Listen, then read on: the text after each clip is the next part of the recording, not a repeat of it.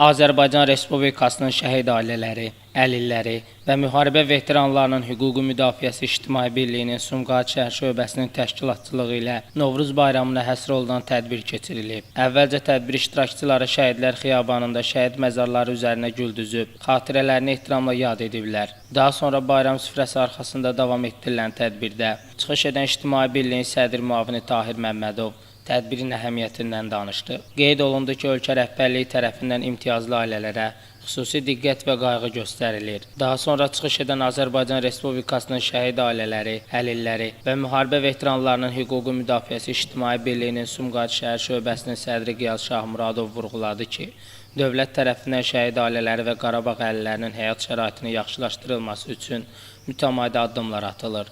Onlara ev və maşın verilir.